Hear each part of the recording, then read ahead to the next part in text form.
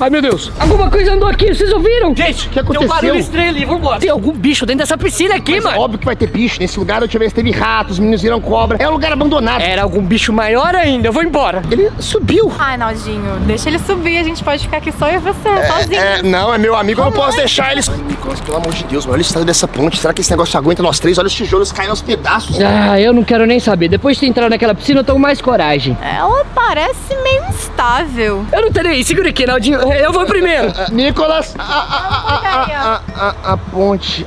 Pra falar a verdade, eu não sei se você viu, mas eu senti até a ponte dando uma tremida. Aí, galera, pode vir comigo que eu sei onde eu tô indo. Caramba, Nicolas, mas já tá escuro, já anoiteceu e tô com a sensação que a gente tá andando em círculos. É verdade, eu não tô reconhecendo esse lugar, não. Olha só, o nosso quarto vai estar bem aqui. Não tá aqui. Nicolas, você realmente sabe pra onde você tá indo? Sim, eu sei sim. Por que você tá rindo, hein, Morgana? Porque você não sabe pra onde tá indo e tá com medo do escuro. Eu não tô com medo. Inclusive, eu sei onde eu tô indo. Me segue, vem. A sensação que eu tenho é que a gente tá literalmente em lugares que a gente nunca explorou. E pra piorar, toda hora a gente fica numa situação que a gente tem que fazer uma escolha de ir pra algum lugar pra ir.